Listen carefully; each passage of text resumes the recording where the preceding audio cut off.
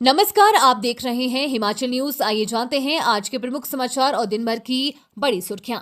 PM Sukhu बोले, PM की 1500 करोड़ की घोषणा का पैसा अब तक नहीं मिला। आरडीजी बंद होने से हिमाचल को बड़ा नुकसान।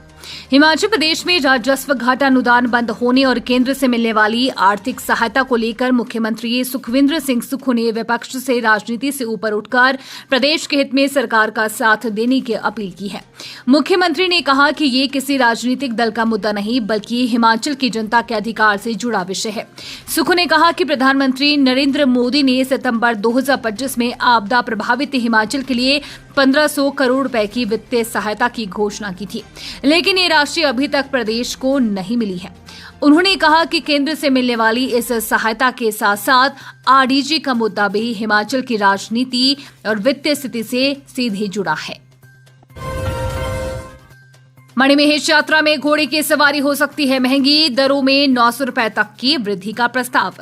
मणिमहेश यात्रा पर जाने वाले श्रद्धालुओं को इस बार घोड़े की सवारी के लिए अधिक जेब ढीली करनी पड़ सकती है। भारी बारिश और आपदा के कारण हडसन से मणिमहेश तक यात्रा मार्ग के कई हिस्से क्षतिग्रस्त होने के बाद वैकल्पिक रास्ते तैयार किए गए हैं। बदले मार्ग से घोड़ों और खच्चरों को अधिक दूरी तय करनी पड़ रही है। ऐसे में घोड़ा संचालकों ने किराए में 700 से 900 रुपए तक की बढ़ोतरी का प्रस्ताव जिला प्रशासन के समक्ष रखा है। घोड़ा संचालकों का कहना है कि वैकल्पिक मार्ग बनने से यात्रा की दूरी और समय दोनों बढ़ गए हैं। इसके अलावा कई हिस्से बेहद दुर्गम होने के कारण घोड़ों और खच्चरों के संचलन में जोखिम के साथ खर्च भी बढ़ा है। इसी को देखते हुए किराए में संशोधन की मांग की गई है। हिमाचल प्रदेश से बाहर नहीं जाना पड़ेगा। आईजीएमसी में मिलेगी 256 स्लाइस सीटी और बोन मैरो ट्रांसप्लांट की सुविधा।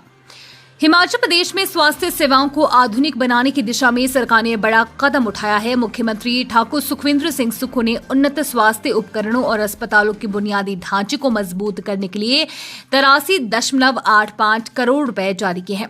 इसके तहत आईजीएमसी शिमला में 256 slice CT scan, aspect machine और बोन मैरो ट्रांसप्लांट के लिए सेल सेपरेटर मशीन की सुविधा उपलब्ध करवाई जाएगी।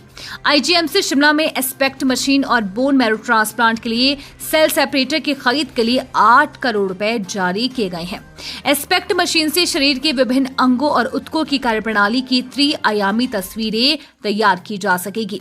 इससे हृदय, मस्तिष्क, हड्डियों, फेफड़ों और गुर्दों से जुड़ी बीमारियों की जांच में मदद मिलेगी। कुछ प्रकार के कैंसर और अन्य गंभीर बीमारियों के मूल्यांकन में भी यह तकनीक उपयोगी होगी। शेयर बाजार में 20% मुनाफे का झांसा। पालमपुर के व्यक्ति से 19.50 लाख की साइबर ठगी। शेयर बाजार में निवेश के नाम पर भारी मुनाफे का लालच देकर पालमपुर में एक व्यक्ति से करीब 19.50 लाख रुपए की साइबर ठगी का मामला सामने आया है। पीड़ित की शिकायत पर पालमपुर पुलिस थाना में अज्ञात आरोपियों के खिलाफ प्राथमिकी दर्ज की गई है। पुलिस लेनदेन और तकनीकी साक्ष्यों के आधार पर आरोपियों तक पहुंचने का प्रयास कर रही है। शिकायत के अनुसार करीब 1 माह पहले पीड़ित को व्हाट्सएप पर एक कॉल आई थी। कॉल करने वाले व्यक्ति ने शेयर बाजार में निवेश करने पर 15 से 20% तक मुनाफा दिलाने का भरोसा दिया। अधिक रिटर्न के लालच में पीड़ित आरोपियों के झांसे में आ गया। इसके बाद आरोपियों ने पीड़ित को अलग अलग बैंक खातों में पैसे जमा कराने के लिए कहा। शिकायतकर्ता के अनुसार उसने कई किस्तों में रकम ट्रांसफर की।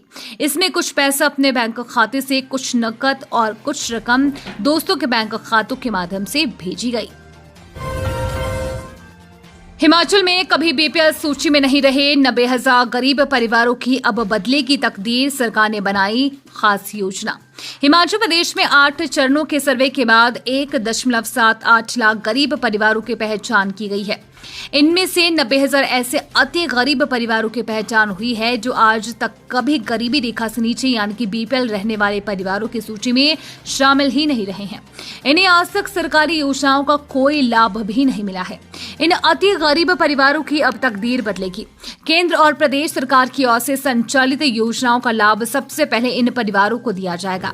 इसके साथ नई योजनाओं पर काम शुरू किया जाएगा, जिसमें मुख्यमंत्री अपना सुखी परिवार योजना शुरू की जा रही है।